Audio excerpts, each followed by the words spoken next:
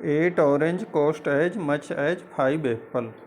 5 apple as much as 3 mango. 4 mango as much as 8 pineapple. If 3 pineapple cost rupees 36, then the cost of an orange is. ये CAPF 2009 का है। Question जो है वो CAPF 2009 में पूछा गया था। CAPF जो असिस्टेंट कमांडेंट की एग्जाम होती है उसमें 2009 में ये क्वेश्चन पूछा गया था। तो इसको हमें करना क्या है कि नीचे से हम काउंट करेंगे। जैसे दिया हुआ इसमें कि 3 पाइन एप्पल्स का कॉस्ट जो है वो 36 है। 36 में कितना मिल रहा है? 3 पाइन एप्पल मिल रहा है। 3 से इसको डिवाइड कर दो तो 12 36 होता है। 12 रुपये का एक पाइन एप्पल हो गया। अब बोल रहा है कि 8 pineapple much as 4 mango. तो इसमें 8 से मल्टीप्लाई करो और डिवाइड इसको किससे कर दो? तो मैंगो से। तो ये क्या हो जाएगा? एक मैंगो का प्राइस हो जाएगा 4 दूनी का 8, तो मतलब 24 रुपीज़ का एक मैंगो आ रहा है। अब 24 रुपीज़ का एक मैंगो आ रहा है तो बोल रहा है क्या कि 8 पाइन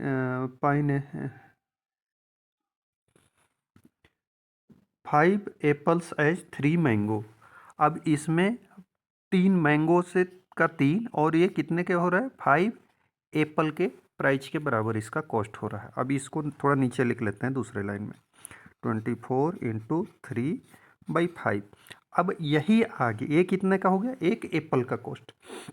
और बोल रहा है 5 एप्पल का कॉस्ट 8 ऑरेंज के बराबर है। तो इसमें एक एप्पल का कॉस्ट है, इसमें 5 से मल्टीप्लाई कर दिया तो 5 एप्पल का कॉस्ट हो गया।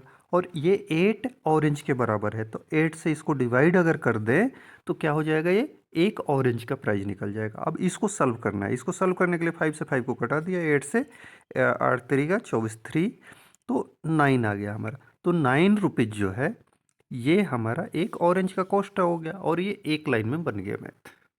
नेक्स्ट क्वेश्चन है, a sum rupees 2500 is distributed among x y and z in the ratio of 1/2, ratio 3/4, ratio 5, ratio 6। What is the difference between the maximum share and minimum share? ये CSAT 2020 में आया था। जो next question है इसमें 2500 रुपये 2500 रुपये को 1/2, रेशियो 3/4, रेशियो 5/6 में डिवाइड करके डिस्ट्रीब्यूट करना है पहले। और उसके बाद क्या पूछ रहा है इसमें? The maximum share and minimum share, मतलब इस जो जिसका मैक्सिमम मिलेगा उसको और जिसको मिनिमम मिलेगा उसको, दोनों के बीच में डिफरेंस कितनी होगी, इसके और इसके बीच में डिफरेंस कितनी होगी। तो चलो इसको हम पहले करते क्या है, ऐसे क्वेश्चन को एक ऐसे कॉमन चीज़ से मल्टीप्लाई कर दो जिससे कि ये इसका भिन्न ख़त्म हो जाए। या अगर आप उतना नहीं करते तो इसको कर दो 1/2x plus 3/4x plus 5/6 x equal to 2500। ठीक है, इसको सॉल्व कर लो। तो 2, 4 और 6 का LCM होता है 20, 12, 12 हो गया। ये 6x प्लस 3 3 या 9x प्लस 10x, 5 2 या 10 होता है ना, 10x। ये कैसे आया, समझ में आया? Equal to 2500। ठीक है, अब इसको अगर सॉल्व करते हैं तो 9 6 15 और 25x इक्वल टू, इसको इधर मल्टीप्लाई हो जाएगा 2500 इंटू 12। अब ये 25 जो है इधर आके क्या हो जाता है? इधर आके डिवाइड में आ जाता है। तो यहाँ से मैं मिटाता हूँ और यहाँ लिख देता हूँ डिवाइड में। अब 25 से 25 कट जाएगा और ये 2 0 है तो 2 0 डाल दो। अब 1200 आ गया तो हम लिख देंगे यहाँ 12 और 00 1200। तो x बराबर 1200 आ गया। अब फर्स्ट वाले को कितना मिला है? x/2 मिला है, 1/2 मिला है x का, तो इसका 1/2 फर्स्ट वाले को जो है का हिस्सा है वो कितना हुआ, फर्स्ट का ओ 1200 इंटू 1/2, इसको डिवाइड करेंगे तो 600 आता है, तो इसको मिल गया 600 रुपया।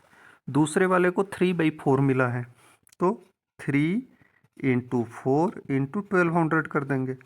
अब 4 से कटाओगे तो 300 आता है, तो इसको मिल गया 900 रुपया। ठीक है।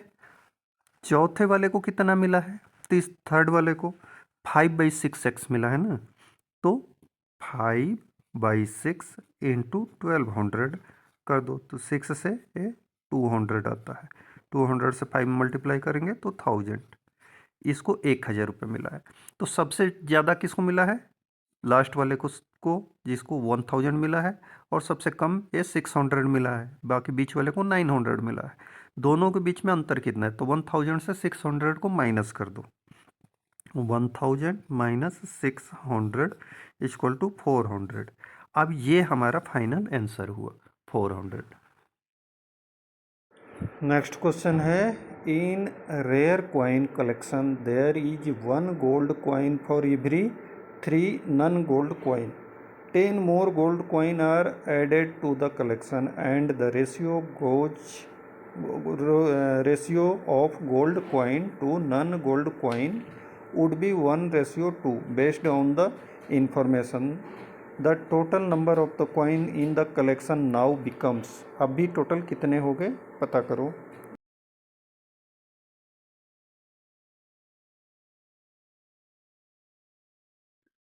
देखो क्वेश्चन क्या है कि एक अगर 1 गोल्ड कॉइन है तो उसके 3 टाइम्स मतलब 3 अदर कॉइन्स है, मीन्स 1:3 के रेशियो में अभी कॉइन्स हैं।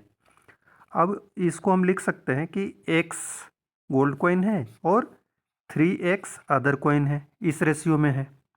ठीक है। अब अगर गोल्ड कॉइन को 10 बढ़ा देते हैं तो इनकी रेशियो जो है 1/2 रेशियो हो जाती है।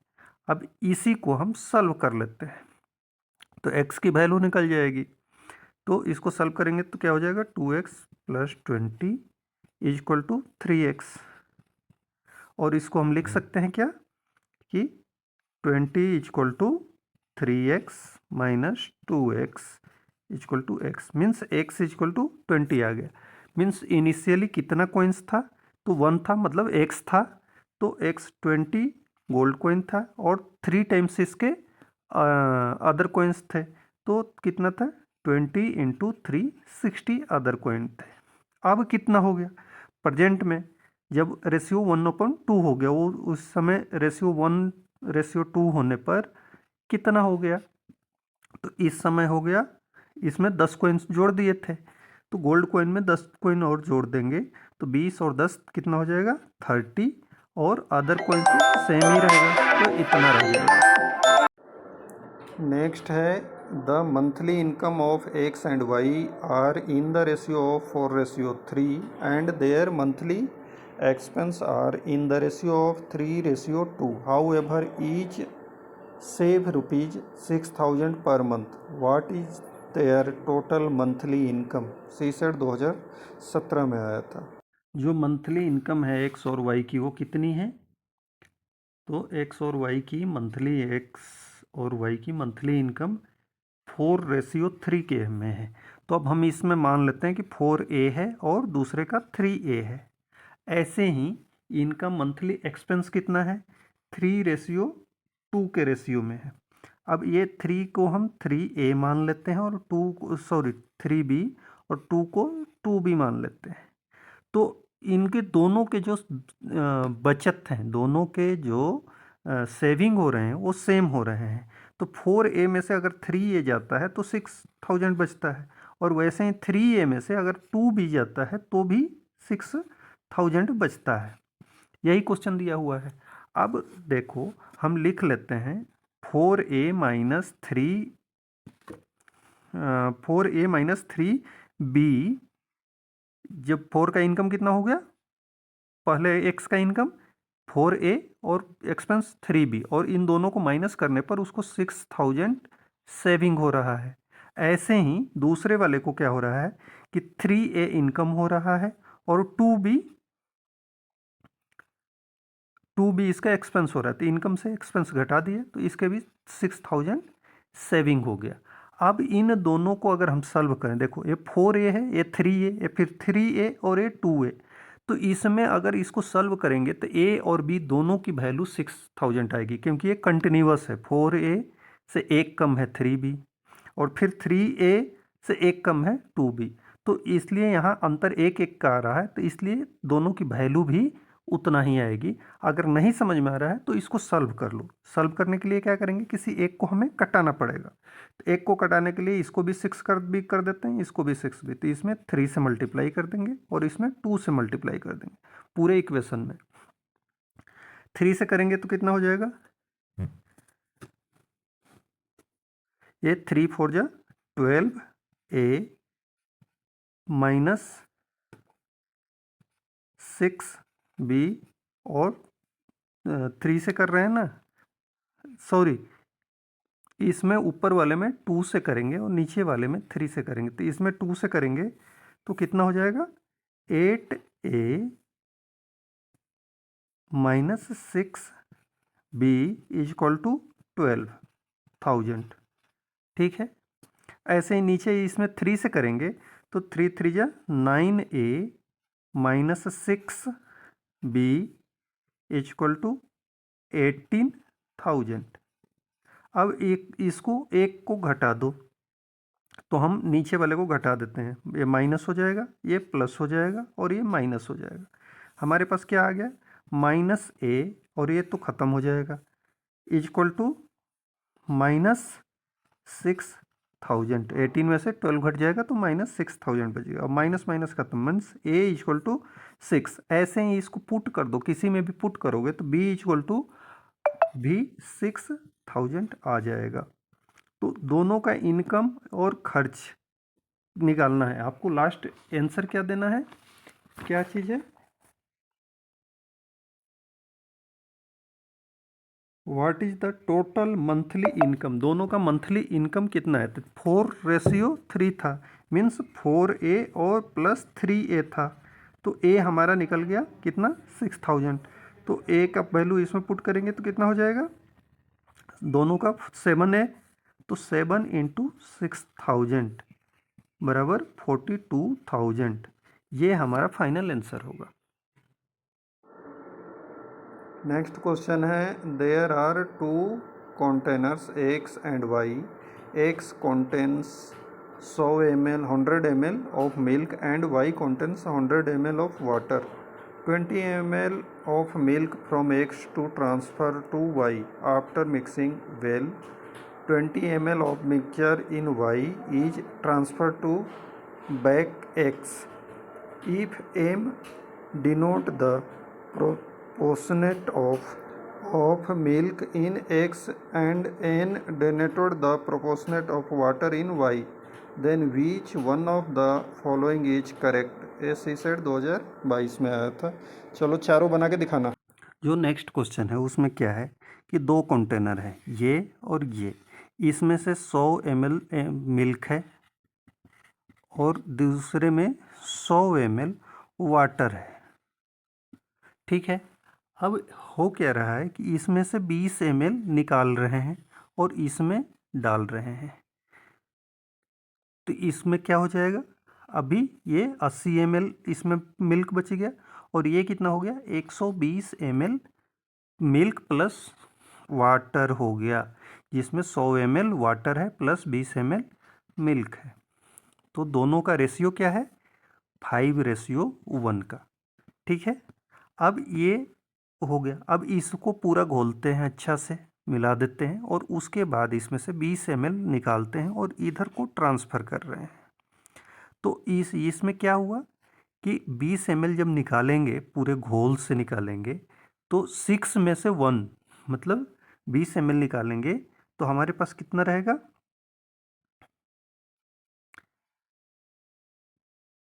6 में से 1 ml क्या है, मिल्क है ना, तो 20 में से कितना होगा, 20 में से 1/6 ml मिल्क होगा। तो वो इधर आ जाएगा। अब इसको फिर से निकाल के इधर डालेंगे। तो चलो छोड़ देते हैं, इतना हमारे को बनाने की ज़रूरत नहीं है। अब सिंपल सी है कि हमारे को जितना इसमें से निकालेंगे, मान लो इसमें से हम टोटल 30 ml मिल्क निकाल के इसमें ट्रांसफ़र कर रहे हैं। फिर तो मिल्क जितना निकलेगा इसमें उतना इसमें ट्रांसफ़र हो जाएगा, और दोनों की वेट लास्ट में 100 ml रह रहा है। ये भी 100 ml है, ये भी 100 ml है। तो जितना इसमें से निकला होगा, मिल्क जितना भी निकला होगा, कुछ भी निकला हो, तो 20 हो 25 हो, अगर 25 निकला होगा तो ये क्या हो गया, 75 ml मिल्क हो गया, और 25 ml पानी हो गया। और इसमें जस्ट उल्टा होगा, 75 ml वाटर होगा और 25 ml मिल्क होगा, बराबर ही तो रहेगा। अगर इसमें से 20 निकलेंगे तो यहाँ क्या आ जाएगा, 80 और 20 का रेशियो। लेकिन इधर भी हो जाएगा 80 और 20, क्योंकि यही वाला निकाल के इधर हमने डाला और इसको। तो इस तरह से इसके रेशियो चेंज नहीं होंगे। जितना इसमें से मिल्क निकालेंगे उसमें उस पानी के बदले उसको डाल देंगे, उसका पानी इसमें ट्रांसफ़र कर देंगे। तो क्या होगा, रेशियो इसका चेंज नहीं होगा, दोनों का सेम ही रहेगा जब इन्हीं दोनों से लेना है। तो इसलिए एम और एन दोनों बराबर होंगे, कभी चेंज नहीं होगा।